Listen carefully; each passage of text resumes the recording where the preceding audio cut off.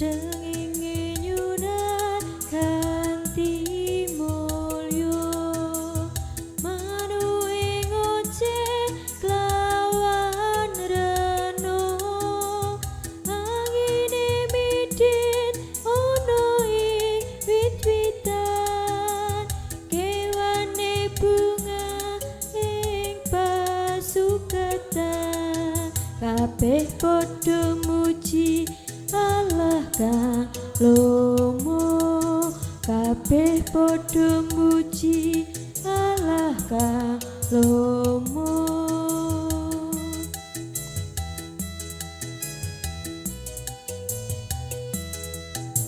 srengenge nyunan kanthi mulya manuing oceh klawan reno angine midhin ono ing wit-witan kewane bunga ing pasukatan kabeh padha muji Allah kang lomo kabeh padha muji Allah kang lomo.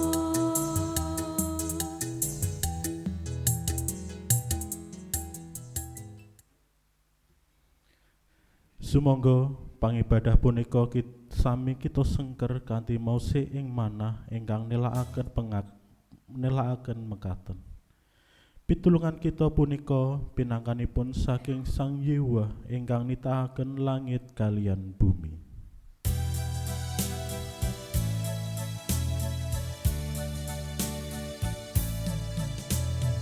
Amin,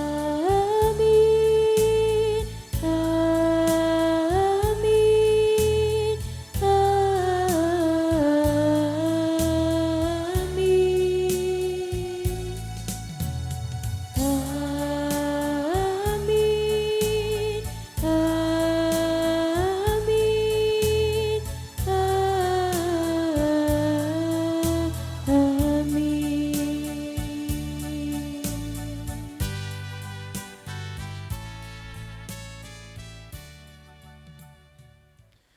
Sih rahmat lan tentrem rahayu saking Allah Rama kita tuwin Gusti kita Yesus Kristus nunggila ing kita sedaya. Pasamuan kaaturan lenggah.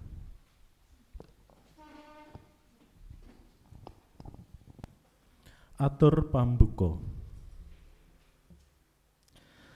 Tembung sakmadya utawi saklimprahipun atau sewajarnya paring pamrayogi bilih manungsa punika sarwa winates pramila sampun ngantos menggalih utawi tumindak ingkang kelangkungi kakiyatan punapa dene kasagetanipun. Samadya memulang murih ing gesang sami andhap asor lan nebihi watak adigang adigung adiguna.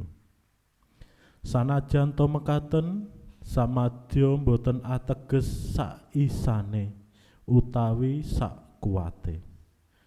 Boten ngudi pambudidaya ingkang langkung temen. Kadya Gusti Allah anggenipun kepareng mitulungi rahayu tiang-tiang ingkang dlarung ing dosa ngantos nguwuh-uwuh.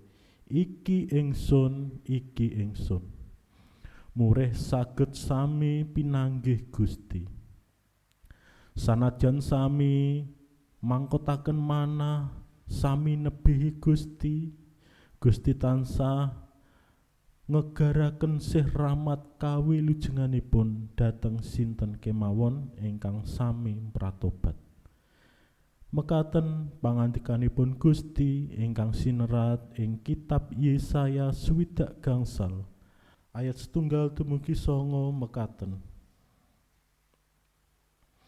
Wus dadi keparenging penggalih ingsun paring pituduh marang wong kang ora nakokake marang ingsun. Wus dadi keparenging penggalih ingsun Ingsun ditemu dening wong kang ora ngupaya marang ingsun. Ingsun wus ngandika, iki ingsun. Marang bangsa kang ora nyebut asmaningsun. Sedina muput anggeningsun wus ngegarake astaningsun marang suku bangsa kang balela, kang lumaku ing dalan kang ora becik lan kang ngenut rancangane dhewe.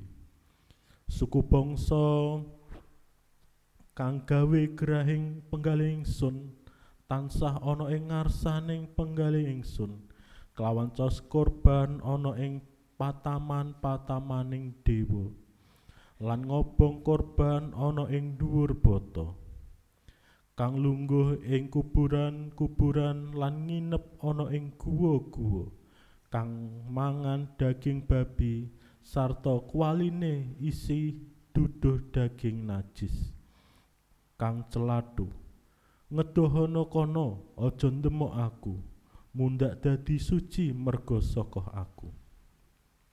Kabeh iki kaya pega kang lumebu ing grananingsun, kaya geni kang murup sadina muput. Lan ing ngarsaningsun wus ana tulisan mengkene, ingsun ora bakal kendel bae, ingsun malah bakal ndawahake piwales marang para wong iku, marga saka kaluputane wong-wong iku dhewe lan kaluputane para leluhure. Kabeh iku bareng mengkono pangandikane Pangeran Yehuwa, amarga wis padha ngobong korban ana ing gunung-gunung lan nenacat ingsun ana ing tengger-tengger. Ingsun pancen bakal naker ana ing jubahe pituasing panggawe-panggawene kang biyen. Mangkene pangandikane Pangeran Yehuwa, kaya dene tembunge wong menawa ing dompolan anggur isih ana banyune, iku aja dirusak, sebab ing jerone isih ana berkahe. Mengkono uga ingsun bakal tumandang marga saka para abdiningsun, yaiku wong-wong iku ora bakal sun sirnakake. Ingsun bakal nukulake turun saka Yakub lan wong saka Yehuda kang bakal maris gunung-gunung ingsun. Wong-wong pepilihan ingsun kang bakal tampa iku sarta para abdiningsun kang bakal manggon ing kono. Sumangga ananggapi sabda pangandikanipun Allah srana pangrepening Jabur 22 ayat 2 dumugi 29 kakidungaken sesautan.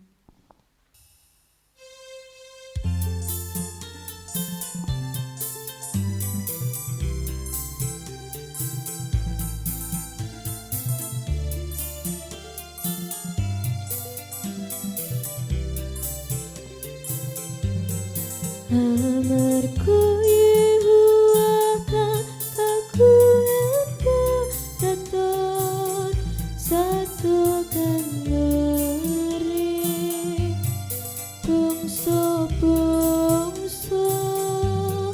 Amarga Yehuwa kang kagungan keraton satu kang ngeri bangsa-bangsa.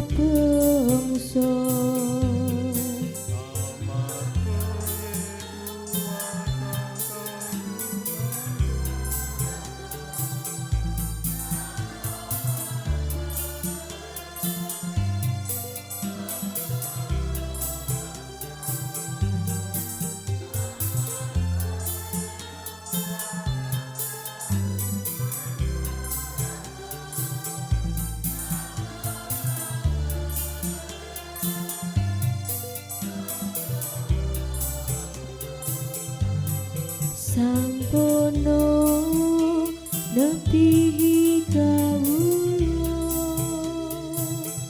mugi enggal karsa mitulungi kawula.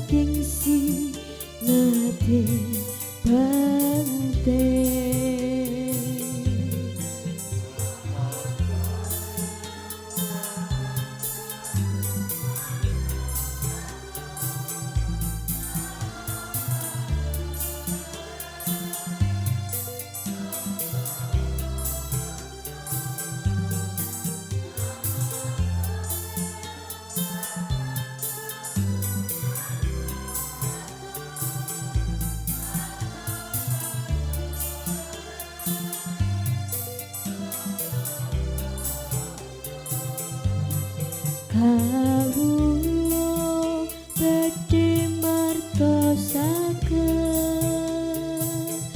asma paduka ing tengahing pasamuan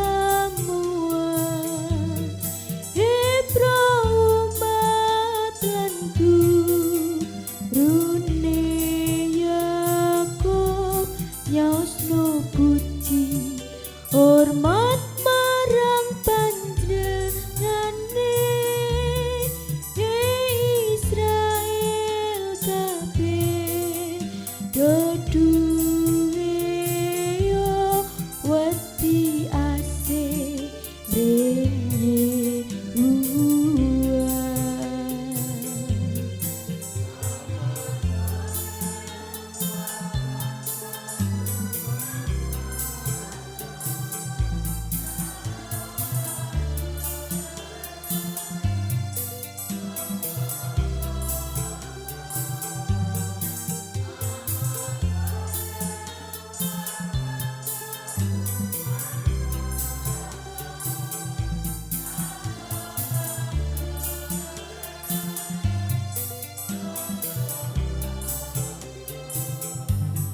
Wetala ramastani aso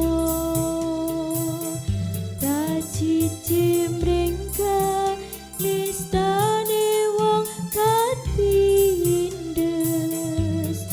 rangaling-alingi wedanane lan nyersake pasambate nyuwun tulung wet paduka tansah kula puji ing pasamuan ingkang ageng.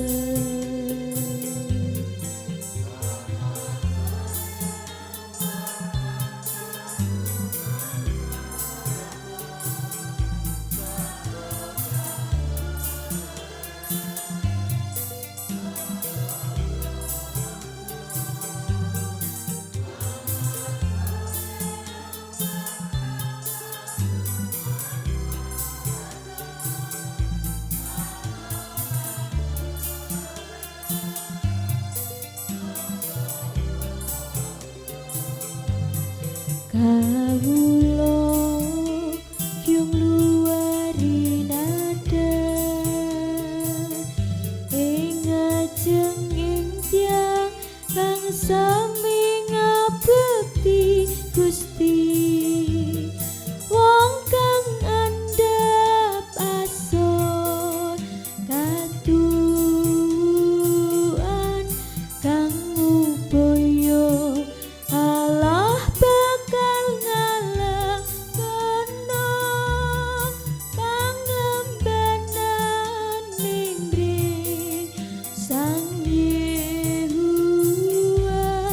atimu ben urip selawase.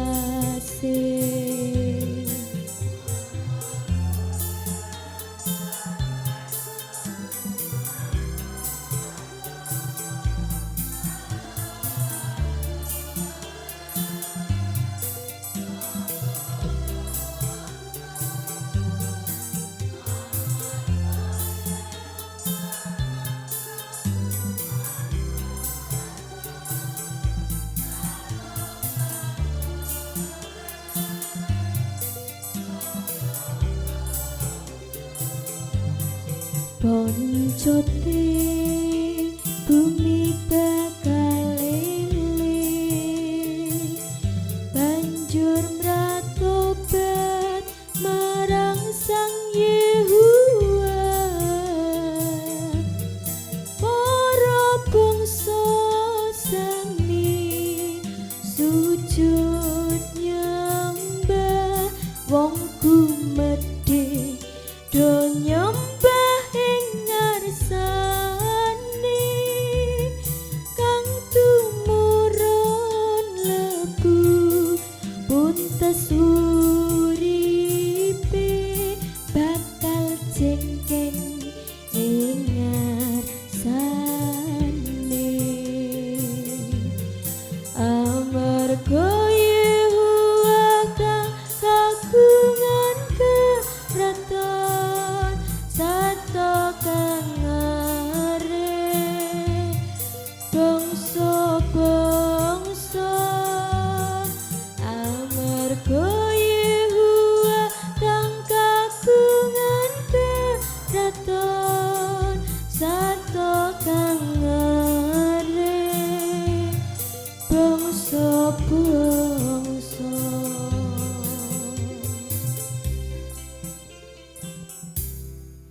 Sumangga kita sami nampeni angger-anggering katresnan lumantar pamaos ing serat Galatia 3 ayatipun 23 dumugi 39.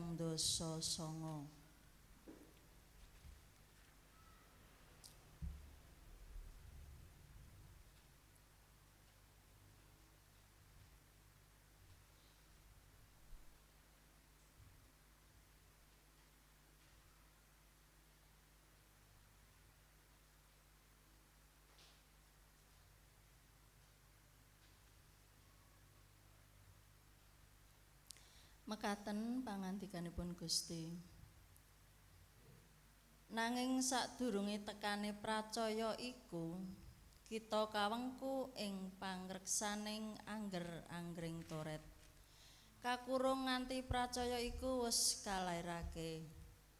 Dadi angger-anggering Toret iku minangka pamomong kita nganti Sang Kristus rawuh supaya kita kaanggep bener marga saka pracaya.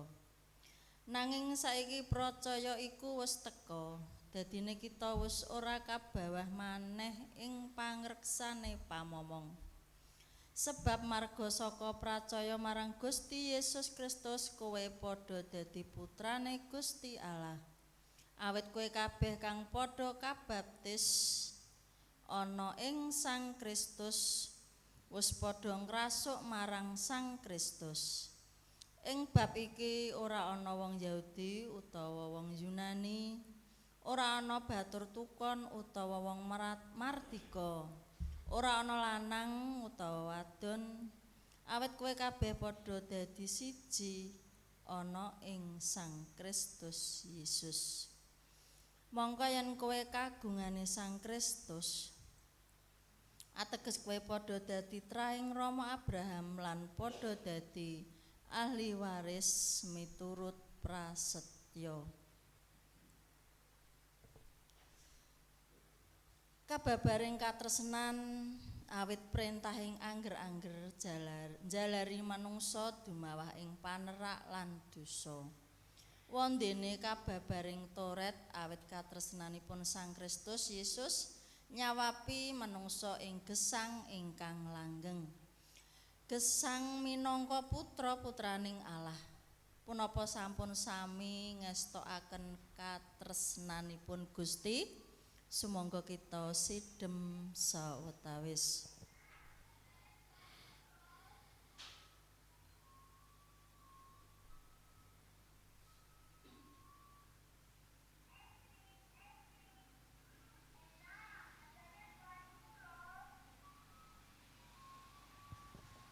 Wekdal sidhem cekap, sumangga kita nelakaken panelongso dosa lumantar pining kidung pasaman Kristen sekawan dosa sekawan padha setunggalan kalih. Gusti nimbali sira.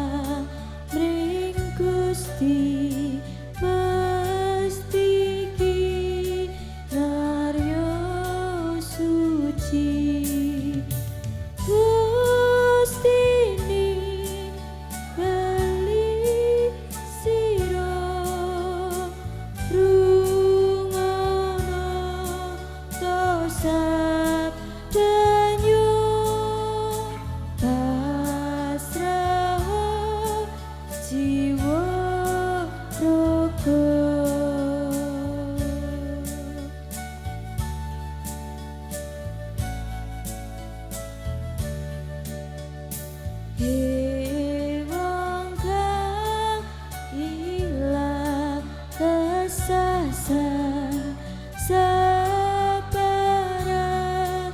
muka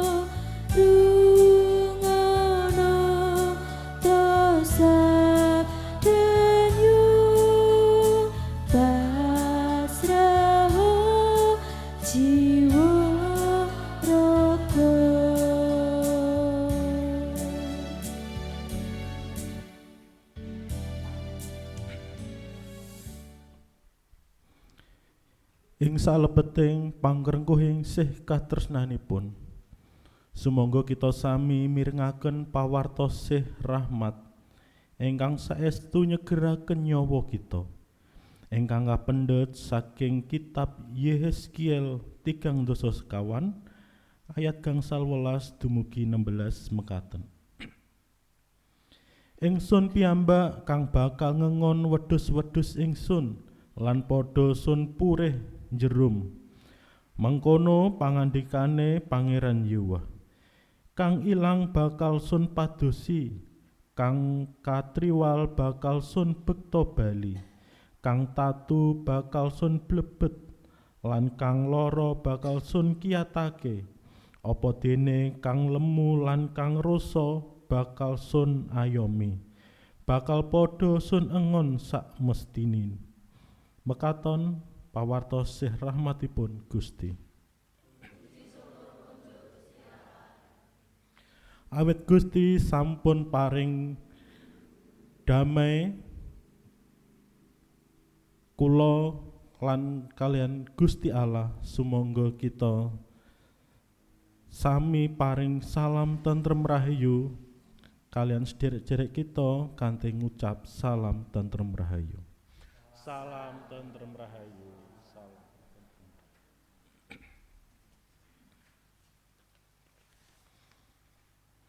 Sumangga kita nyanggemi gesang ing sih rahmat lan pitedhahipun srana repining kidung luhurna. Kakidungaken kelawan jumeneng.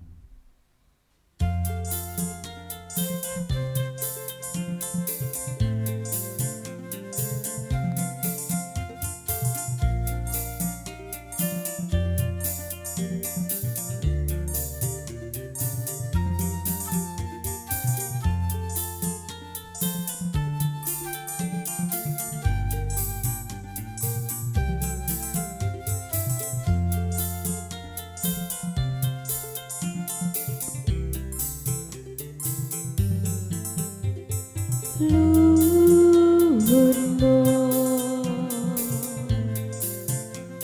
luhurna asmanyo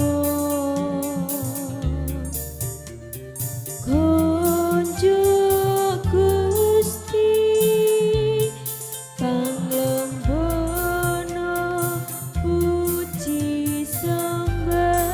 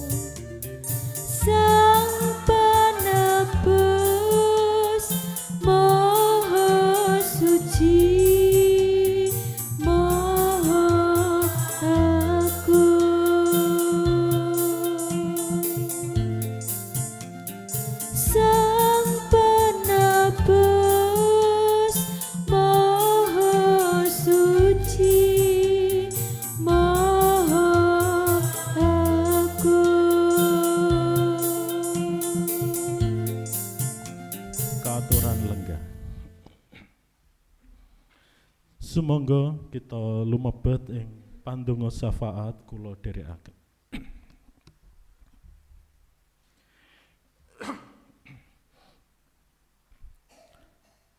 Do Pangeran Yewa Allah ingkang akarya jagat dalah saisinipun, ingkang sampun ngrimati gesang kawula dumugi ing dinten punika. Kawula saged kepanggih kalian sederek-sederek kawula, brayat kawula, paduka sampun paring dinten ingkang enggal dhateng kawula. Kawula saged ngraosaken segeripun udara punika lan srengenge ingkang sampun paduka paringaken kagem gesang kawula. Do Pangeran Yewa ing siang punika kawula pasamuan wonten ing pepantan Kropak nyatunggal badhe memuji lan ngluhuraken asma paduka wonten ing pangibadah siang punika. Mugia punapa ingkang kawula aturaken pepujen lan pisungsung mugia punika dados rena wonten ing penggalihing paduka. Do Pangeran Yewa kawula inggih enget dhateng sederek-sederek kawula ingkang dereng saged makempal sesarengan kalian kawula.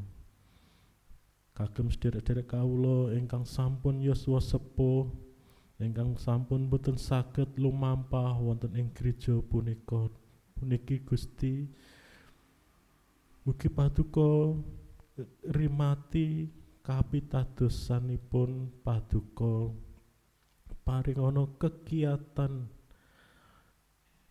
kapitadosan wonten ing gesangipun.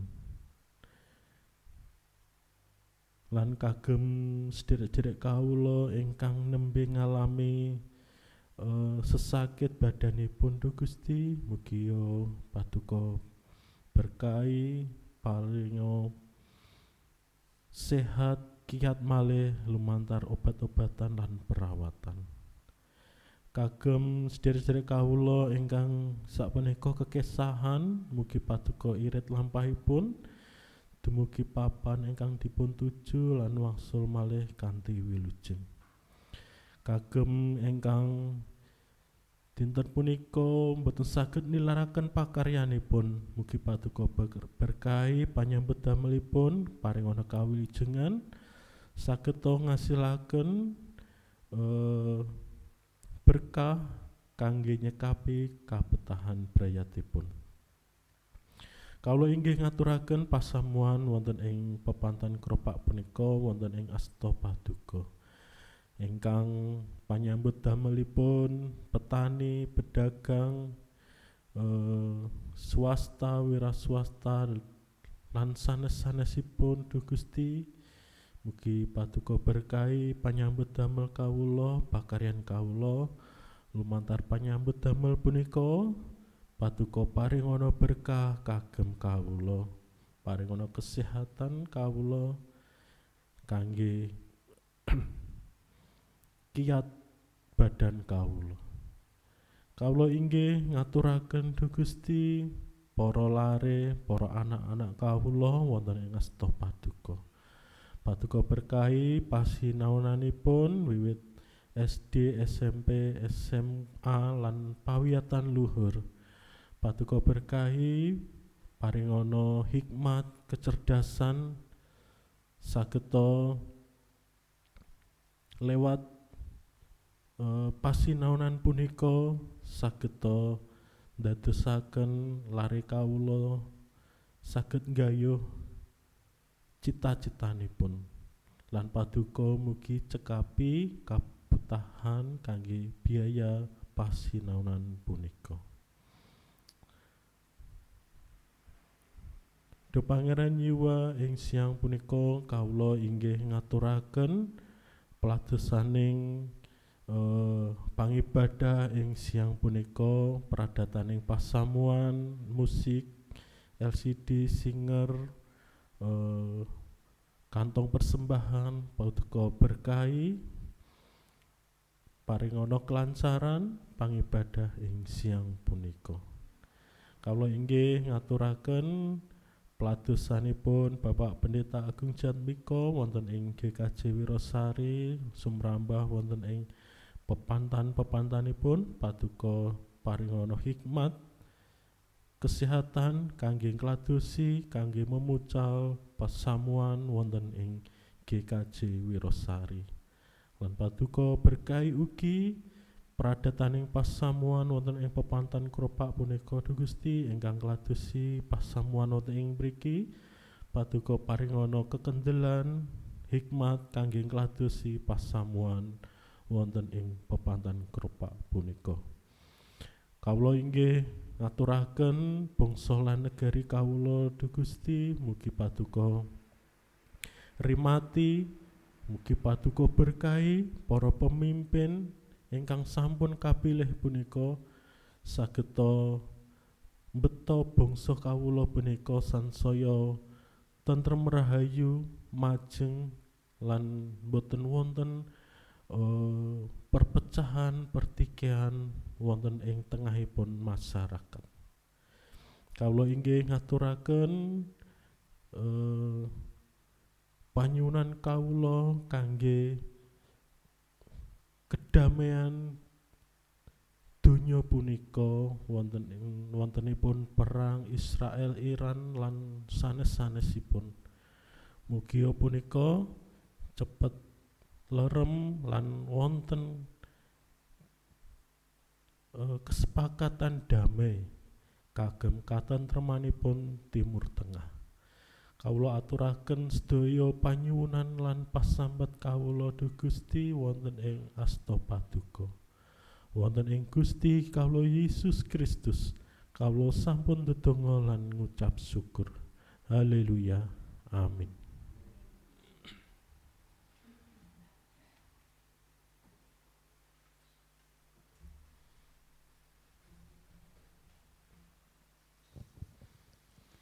Sumangga kita sami atur panuwun wonten ngarsanipun Gusti sarana maturaken pisungsung kita linambaran pangandika saking kitab Mazmur 116 ayat ingkang kaping 12 dumugi ayat ingkang kaping 11. Kang dak gawe piwales apa marang Sang Yehuwa tumrap ing sakkehe sih kadarmane marang Aku arep njunjung tuwunging pangentasan lan arep nyebut asmaning Pangeran Yehuwa. Arep ngluwari kaulku marang Sang Yehuwa ana ing ngarepe umat kabeh.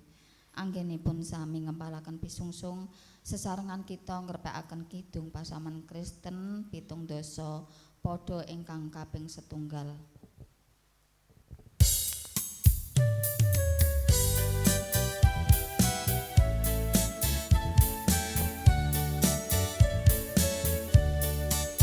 Gusti gesang kawula lumados ing paduka dadya pisusung yekti mrika mulyaning Gusti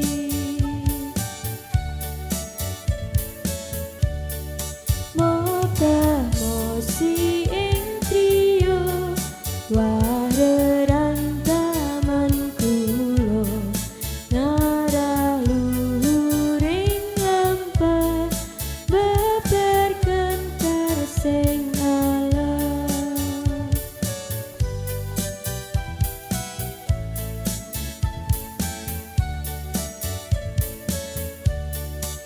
Kedalih ilang kula tindak lampahing gesah namung tansah nelano gunging sih Pangeran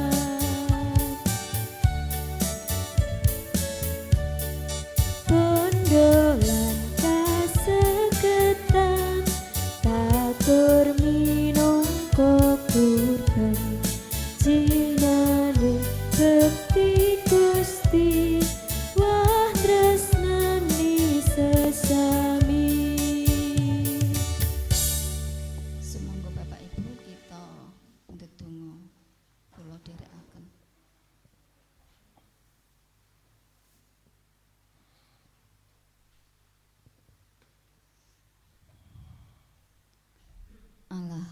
kasuwargan ngaturaken puji lan panuwun syukur dumateng Paduka Duh Gusti awit sih katresnan Paduka punika kawula sampun nampi kawilujengan Duh Gusti.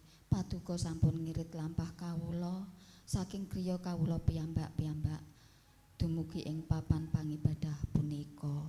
Duh Gusti ewang siang punika kawula badhe memuji lan ngluhuraken asma Paduka punika. Duh Gusti kawula inggih ndedonga kagem pisungsung ingkang sebagian alik rejeki peparing Paduka punika. Duh Gusti inggih menika pisungsung mirunggan, pisungsung pembangunan, ugi pisungsung unduh-unduh. Mugi Gusti piyambak ingkang karsa nyucikaken pisungsung punika Duh Gusti sahingga saged migunani kagem pambangunaning gedung gereja wonten ing pepantan Kropak punika. Duh Gusti ewanci siang punika kawula badhe nyapaken manah kawula badhe mbikak manah kawula piyambak-piyambak. Mugi Roh Suci karsa makarya wonten ing batos kawula.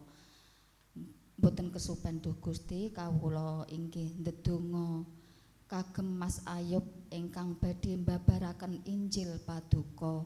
Mugi Gusti piyambak ingkang ngagem Gusti paring berkah dumateng Mas Ayub sahingga punapa ingkang sampun dipun babaraken punika anamung badhe ngluhuraken asma Paduka punika. Wiwitan ngantos sakpurnanipun pangibadah punika Duh Gusti anamung kawula suwun wonten ing asma dalem Gusti kawula Yesus Kristus. Wonten ing asta dalem Gusti kawula Yesus Kristus kawula sampun ndedonga lan ngucap syukur. Haleluya. Amin.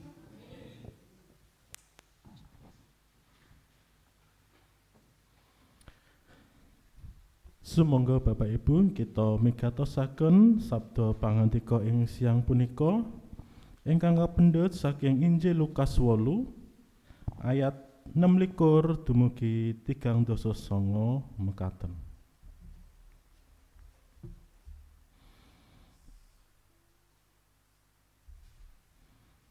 Kacarita lakune wis tekan ing tanahe wong Gerasa ing sabrange tanah Galilea. Bareng Gusti Yesus wis minggah ing daratan, tumuli ana wong lanang saka ing kutha kono kang sowan ing ngarsane. Wong iku kapanjingan demit akeh, sarta wis suwe anggone ora nganggo sandangan lan ora saba ing omah, nanging mung ana ing pakuburan bae. Nalika ndeleng Gusti Yesus banjur menga lan sumengkem ing bumi ana ing ngarsane sarta banjur matur kelawan swara sora, "Punapa urusan Paduka kalian kawula, Duh Sang Yesus putraning Allah ingkang Maha Luhur? Kawula nyuwun mugi Paduka sampun ngantos misakit kawula." Anggone matur mengkono iku amarga Gusti Yesus wis dawuh supaya demite padha metu saka wong mau. Awet wong iku wis kerep dilarak-larak ing demit mau. Mulane minangka panjenengane banjur dirante lan dibelenggu, nanging tumuli dipedhot. Wonge nuli digiring dening demite menyang ing papan-papan kang sepi. Gusti Yesus banjur ndangu, "Sapa jenengmu?"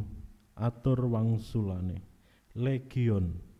Awit demit kang nyurupi iku akeh. Demit-demit iku nuli nyuwun marang Gusti Yesus aja nganti didhawuhi lemebu ing juranging pati.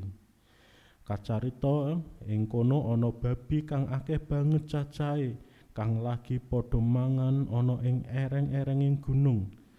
Demit-demit mau banjur nyuwun supaya diparengake lumebu ing babi-babi iku diparengake.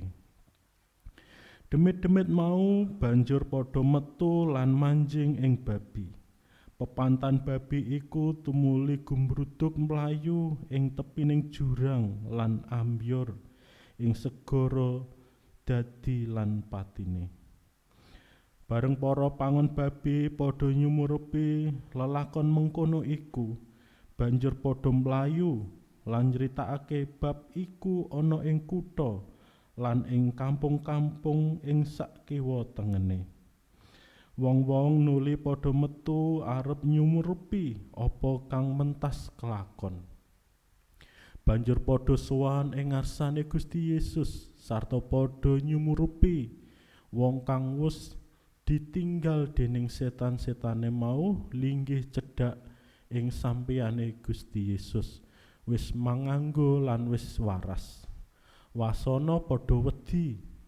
Wong-wong kang wis padha nyumurupi dhewe iku padha martani marang kang lagi padha teka iku.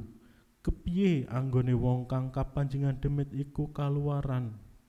Wasana kabeh wong ing leladan tanah Gerasa padha nyuwun marang Gusti Yesus supaya karsa linggar saka ing kono amarga padha wedi banget. Panjenengane banjur minggah ing prau lan wangsul nyabrang. Wong kang wis kuncatan demit mau nyuwun supaya diparengno nderek, nanging Gusti Yesus ndhawuhi lunga pangandikane, "Kowe mulya menyang ing omahmu lan wartakno kabeh apa kang wis katandukake dening Allah marang kowe." Wong mau iya banjur lunga lan njlajahi sak kutha kabeh kelawan nyaritakake apa kang wis katindakake dening Gusti Yesus tumrap ing awake. Ingkang rahayu inggih punika ingkang mirengaken pangandikanipun Gusti lan dipun gatosaken. Haleluya.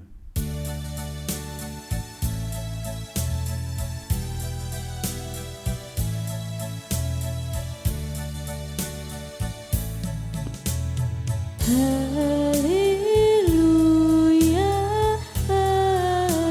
amin. Haleluya, amin. Haleluya, haleluya, haleluya,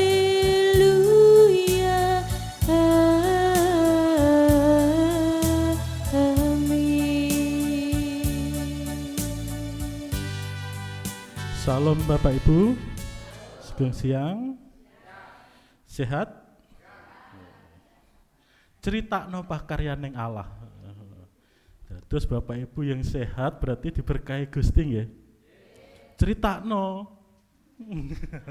Punika ingkang dados tema pangibadah siang punika. Critakno pakaryaning Allah. Bapak Ibu punapa ingkang badhe dipun critakaken ya. Bapak Ibu menika kan mayoritas petani nggih. Punapa ingkang dipun omong-omongno kalih kanca tani. Rek nggih rek tani to nggih. Wah, iki lho panenku akeh. Panenmu pira? Napa ngoten? Napa crita bab pariku abang iki gak waduh panene sithik ngono. Nggih. Ya, pariku do ambruk napa pripun nggih. Panene sithik. Utawa aku digarapan kok angel men. Punapa Bapak Ibu ingkang dipun critakake punika ingkang rekoso napa ingkang sing sukses-sukses sing sae? Biasanipun nggih sing kalau pariku elek iki panenane. Mboten wah kalau delokno pariku panenane wah pirang ton ya. Kan jarang nggih Bapak Ibu cerita bab ngoten niku nggih. Kados dene cariyos bab tiyang ingkang kapanjenengan demit ing Gerasa wau. Tiyang ingkang kapanjenengan demit wau ora demitipun dipun usir nggih. Diken lumebet wonten ing pepantan babi, kawanan babi-babi. Terus ingkang jaga babi punika cerita paring pawartos dhateng tiyang ing kutha lan ing desa-desa sak kiwa tengenipun. Ceritane pun apa Bapak Ibu? Sing diceritakno napa? Walah babiku do mati. Ora kok kelu wong sing kepanjingan demit wis mari, wis waras, nggih. Sing diceritakno babine sing tak jaga malah do mati. Nggih. Sing diceritakno malah sing elek-elek. Punika dados pawartos ingkang gegirisi tiyang sak kiwa tengene. Wah, Gusti Yesus mara rene sak sekabate malah mateni babiku nggih. Babi sing tak engon. Lah terus sing gadah menika majikane walah rugi akeh. Ora kok mikirno, wah kae sing wis pirang-pirang tahun kapanjingan demit wis mari, wis waras neh, wis nganggo pakaian meneh. Bapak Ibu ingkang kinasih, critakno pakaryaning Allah punika dados visinipun GKJ Wirosari. Punapa Bapak Ibu visinipun? Visi dan misi GKJ Wirosari punika napa Bapak Ibu? Bapak Ibu majelis. Inggih, wonten ing lembar rapat ngoten niku biasanya wonten Bapak Ibu. Menjadi jemaat yang misionaris. Dados misionaris niku nggih critakno pakaryaning Allah. Dateng tiyang ingkang dereng tepang. Ananging punika dados batu sandungan nggih. Dateng wah wong Kristen kae apa yang Kristeno aku kae. Dados misinipun dados kristenisasi. Ngajak-ngajak wong dadi Kristen. Punika pemanggihipun tiyang sanes. Kados dene visinipun wonten ing Gereja Solo mekaten. Selamatkan jiwa berapapun harganya. Punika dados visi ingkang penggalihipun tiyang punika benten-benten. Dados jemaat ingkang misionaris punika dados penggalihipun tiyang sanes. Wah, iki gak toleransi iki. Mosok aku sing ora Kristen diceritani bab Gusti Yesus juru selamat. Bapak Ibu ingkang kinasih, menawi anggen kita negesi tembung selamatkan, kita sesambetan kalian istilah kristenisasi. Dados yen wong sing Kristen ki diarani selamat, sing ora Kristen ki tidak selamat. Utawi ajak-ajak supados dados anggotaning gereja. Dados ngejak tiyang sanes, yuk melu ning gerejaku.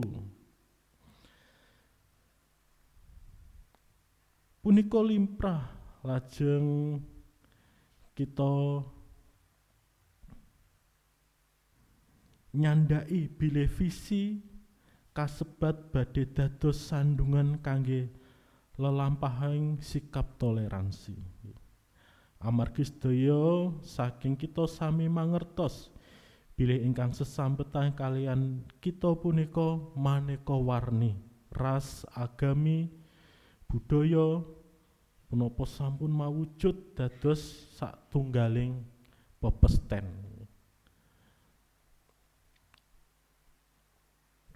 Dados kita punika sesambetan kalian mawarni agami, ras, budaya lan sanes-sanesipun.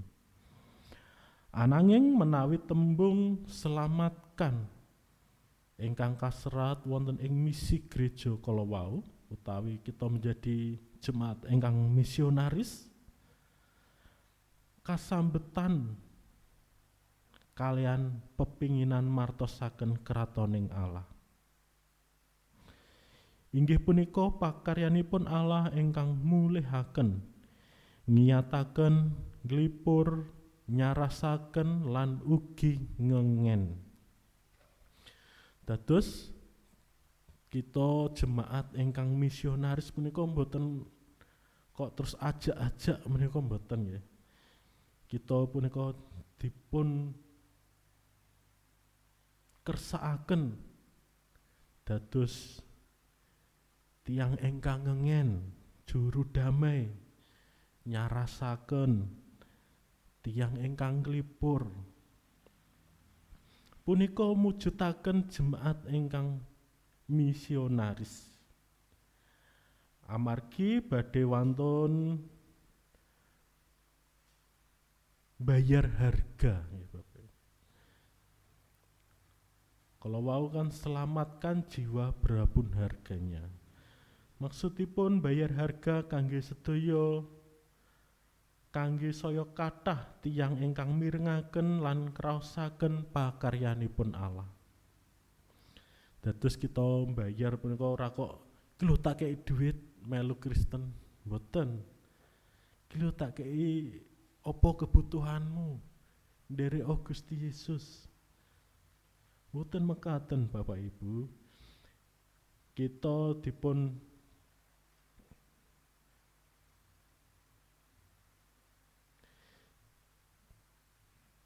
bayar punika inggih kapitadosan kita punika, wekdal kita, tenaga kita punika kangge ngladosi, kangge nglipur, kangge mirengaken, kangge ngiyataken sederek-sederek kita ingkang betahaken.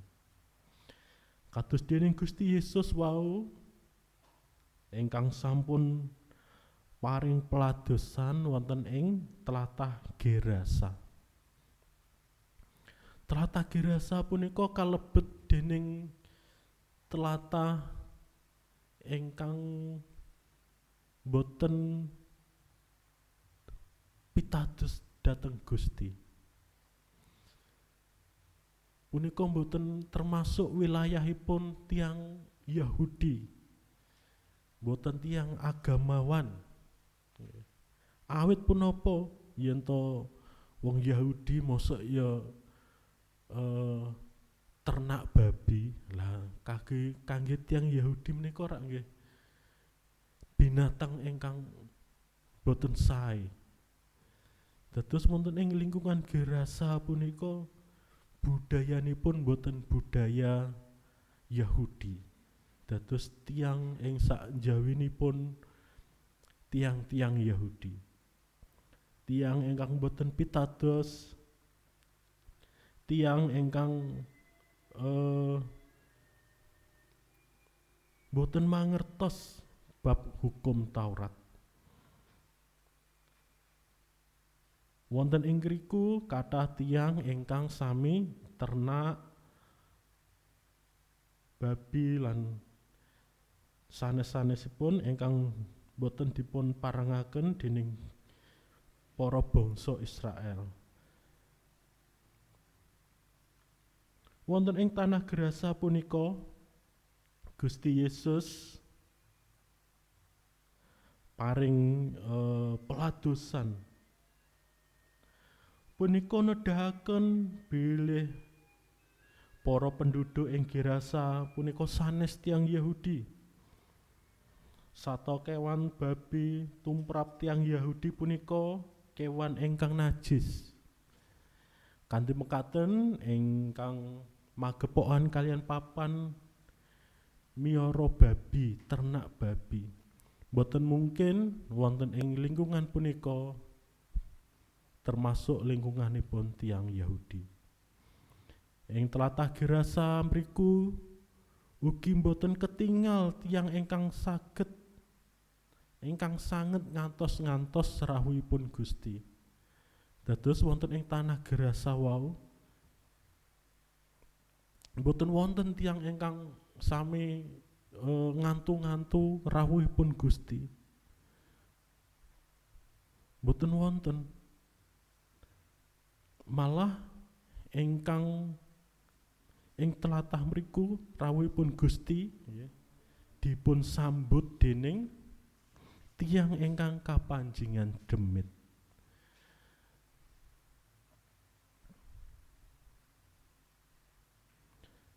Buktinipun nalika Gusti Yesus lumebet ing tlatah mriku boten wonten satunggal tiyang ingkang merpeki rawuhipun. Kejawi namung legion ingkang manjing wonten ing tiyang wau. Ingkang mapan wonten ing satunggaling tiyang kerasukan setan.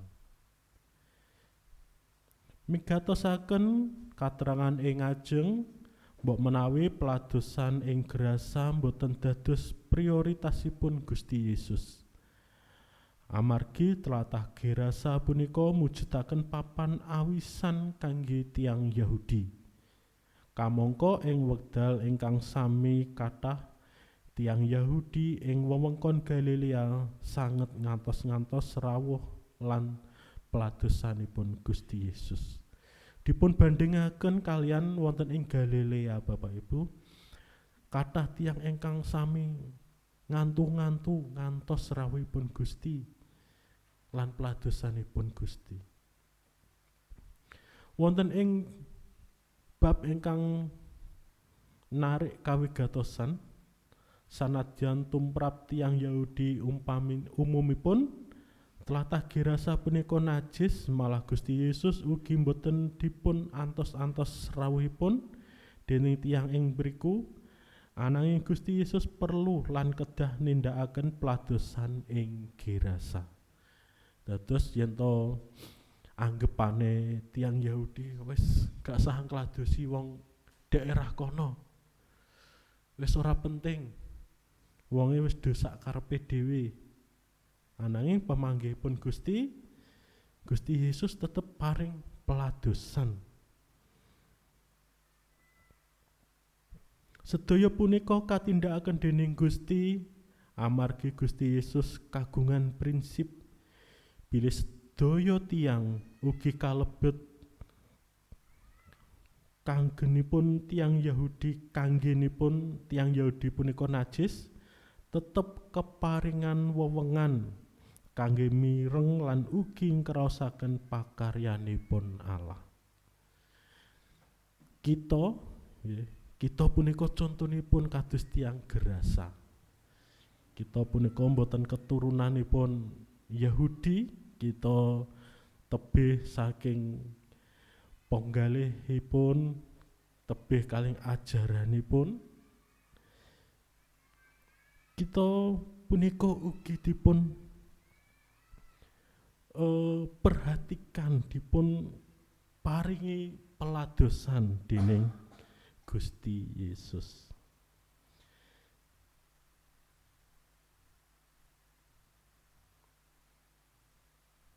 Prinsipipun Gusti Yesus ingkang mekaten punika ketingal nalika Gusti sawetawis wekdal nilaraken tlatah Galilea ingkang sanget ngantos-ngantos rawuh lan peladosanipun. Ugi nalika Gusti Yesus kedah lelayar abenajeng kalian prau. Namung kasuprih tiang-tiang ing tlatah Gerasa saged nampi saha mireng lan ugi ngraosaken pakaryanipun Allah kanthi cetha. Dados tiyang ingkang sampun kaluwaran ingkang sampun dipun warasaken saking legion wau dipun utus critakno pakaryaning Allah wonten ing bangsamu sak tengah-tengahing bangsa masyarakat Gerasa wau. Dawuhipun Gusti Yesus ngutus tiyang ingkang nembe kemawon kapulihaken saking panguwasaning roh reget sejatosipun mujudaken tumindak ingkang dereng nate kelampahan. Amargi ingkang limprah dumateng tiyang ingkang nembe kapulihaken, Gusti Yesus malah paring awisan boten kepareng crita dumateng sinten kemawon bab punapa ingkang sampun dipun tampeni.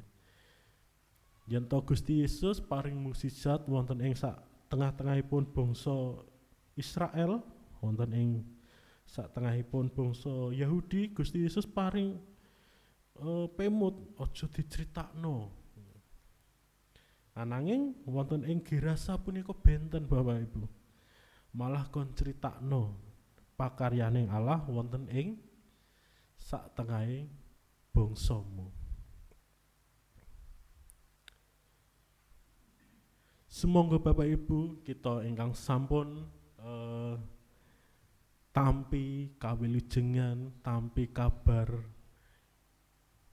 kawilujengan Injil wonten ing Gusti Yesus Kristus, sumangga kita sami sesarangan critakno pakaryaning Allah wonten ing gesang kita lumantar sikap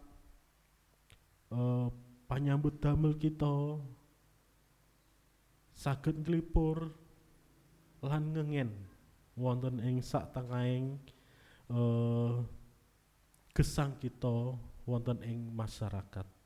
Mugi Gusti ngiyataken lan Roh Suci ngiyataken ing gesang kita. Haleluya, amin.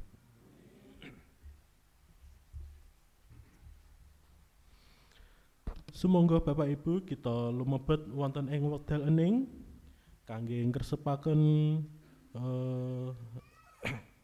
pangandika ing siang punika lan kaparingan wekdal kangge ndedonga secara pribadi lan mengke badhe kawula tutup kangge ngagem donga Rama kawula. Wekdal ening kasumanggaaken.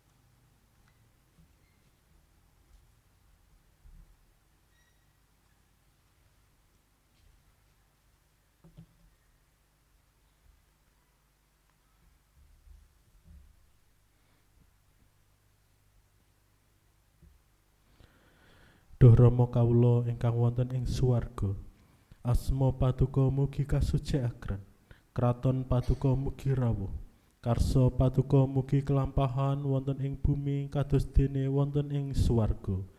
Kawula mugi kaparingan rejeki kawula sak cekapipun ing dinten punika. Saha Paduka mugi ngapunten kelepatan kawula. Kados dene kawula inggih ngapunten ing tetiang ingkang kalepatan dhateng kawula. Punapa dene kawula mugi sampun ngantos katandukaken dhateng ing panggoda, nanging mugi sami Paduka uwalaken saking piawon. Awit dene Paduka ingkang kagungan kraton saha wisesa tuwin kamulyan sak lami-laminipun. Amin.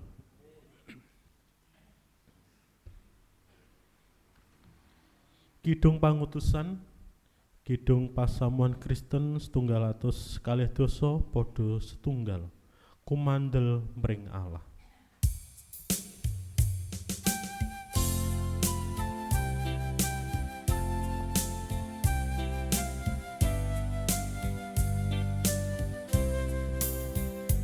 Duh Gusti mugi ngirit tambah kula dhereaken paduka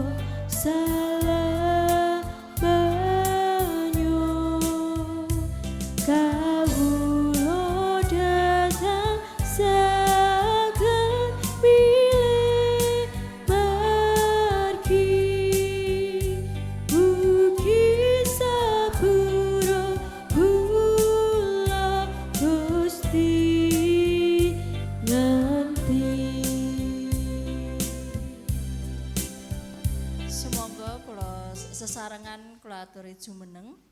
Kita badhe ngucapaken pangakening pitados rasuli. Sesarengan umatipun Gusti Allah ing mangsa kapengker samangke lan ing tembe kita mratelaken sahadat kita manut pangaken pitados rasuli. Kawula pitados dhateng Allah Sang Rama ingkang Maha Kawasa ingkang nitahaken langit lan bumi. Inggih pitados dhateng Yesus Kristus ingkang putra ontang-anting Gusti kawula ingkang kabobotaken dening Roh Suci miyos saking prawan Maryam ingkang nandhang sangsara nalika jumenengipun Pontius Pilatus kasalib nglampahi seda lajeng kasarekaken tumedhak dhateng ing teleng palimengan ing 3 dintenipun wungu malih saking antawisipun tiyang pejah lajeng sumengka dhateng ing swarga pinarak wonten ing tengenipun Allah Sang Rama ingkang Maha Kawasa. Saking ngriku inggih badhe rawuhipun ngadili tiyang ingkang gesang kaliyan tiyang pejah. Kawula pitados dhateng Roh Suci. Kawula pitados wontenipun pasaman Kristen setunggal ingkang suci sarta radin inggih patunggilanipun para suci. Punapa dene pangapuntening dosa tanginipun raga sarta gesang langgeng. Amin. Sami ngenerno manah panjenengan dumateng Gusti Allah.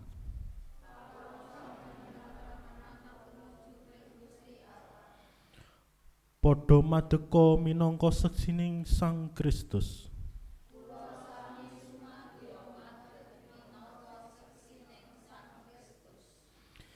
Pinuji puji Sang Yewah Allah kita.